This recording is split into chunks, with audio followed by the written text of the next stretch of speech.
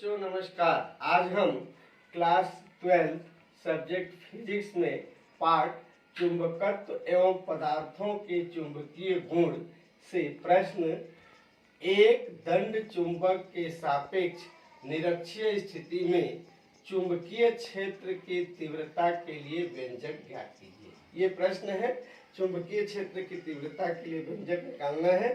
तो ये निरक्षीय स्थिति में निकालना है। तो सबसे पहले निरक्षीय स्थिति का परिभाषा लिखेंगे। तो उसका परिभाषा है, जब कोई बिंदु जिस पर चुंबकीय क्षेत्र की तीव्रता ज्ञात करनी होती है चुंबकीय अक्ष के लंब अर्धक पर होता है, तब उसे चुंबक के सापेक्ष निरक्षीय स्थिति में कहा जाता है। इसे गॉस की बी स्थिति भी कहा जाता है। माना कि एक दंड चुंबक NS है और NS के बीच की दूरी 2L है, जिसको प्रभावी लंबाई बोलते हैं। चुंबक के मध्य बिंदु O से निरक्षीय स्थिति में एक बिंदु P है, जहां पर अपने को चुंबकीय क्षेत्र की तीव्रता ज्ञात करनी है। अब इसी को मान लिए, माना कि एक दंड चुंबक NS, ये NS है, की प्रभावी लंबाई 2L, ये इसकी प्रभावी लंबाई है 2L, ध्रुव प्राबल्य M, मध्य बिंदु O से P की दूरी स्मॉल d है। तब अब इसमें दो ध्रुव हैं, तो पहले उत्तरी ध्रुव के कारण इस बिंदु पर चुंबकीय क्षेत्र की तीव्रता निकालेंगे, फिर दक्षिणी ध्रुव के कारण इसी बिंदु पर चुंबकीय क्षेत्र की तीव्रता निकालेंगे, फिर परिणामी तीव्रता निकालेंगे। तो यहाँ लिखेंगे उत्तरी ध्रुव N के कारण बिंदु P पर चुंबकीय क्षेत्र की तीव्रता B1, ये है B1 का मान निकालना है। तो ये B1 इक्वल टू हो जाएगा μ0/4 पाई इंटू m/n/p²। इसको बना दिए समीकरण 1 और इसकी दिशा n से p की ओर है, तो यहाँ लिख देंगे np दिशा में।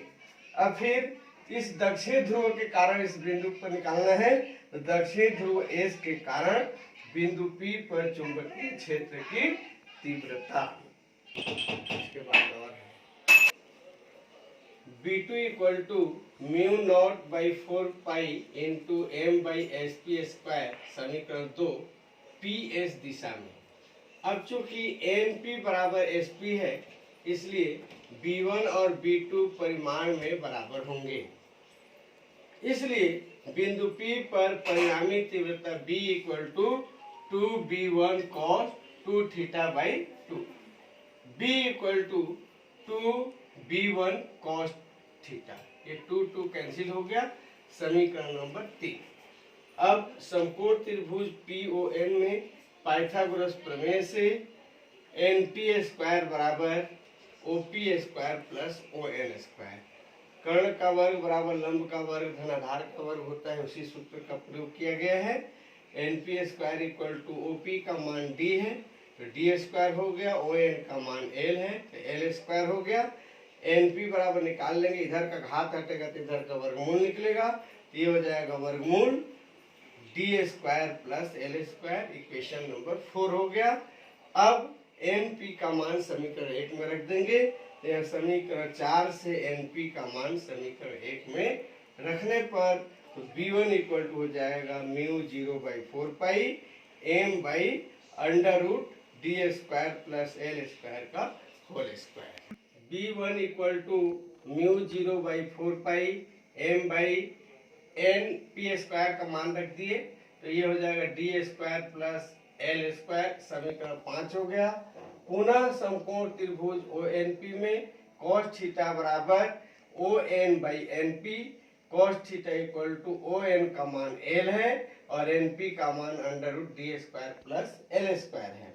cos थीटा इक्वल टू कर्णी को जब हटाते हैं तो उसका घात 1/2 हो जाता है। ये समीकरण 6 हो गया। समीकरण 3 में समीकरण 5 और 6 से मान रखने पर तो ये हो जाएगा B इक्वल टू हो जाएगा 2 mu 0/4 into M by D square plus L square into L by D square plus L square पूरे की घात 1/2। b equal to mu 0/4 into M into 2l by D square plus L square पूरे की घात, दोनों घात जुड़ जाएगा तो 1 + 1/2 है। ये हो जाएगा mu 0/4 into M into 2l equal to capital M होता है, ये कैपिटल एम हो गया by D square plus L square, ये घात जुड़ जाएंगे तो 2 धन 1/2 हो जाएगा। b equal to mu 0/4 M by D square plus L square पूरे की घात 3/2। समीकरण 7। यही दंड चुंबक के कारण निरक्षीय स्थिति में किसी बिंदु पर चुंबकीय क्षेत्र की तीव्रता का सूत्र है। जब चुंबक छोटा हो तथा d का मान अधिक हो, अर्थात l छोटा हो d, तब समीकरण 7 से l की उपेक्षा करने पर तो b इक्वल टू हो जाएगा mu 0/4 M by D square पूरे के घात 3/2, एल स्क्वायर हट जाएगा। b equal to mu 0/4 M by D cube equation number 8 हो गया। यही छोटे दंड चुंबक के कारण निरक्षीय स्थिति में किसी बिंदु पर चुंबकीय क्षेत्र की तीव्रता का सूत्र है।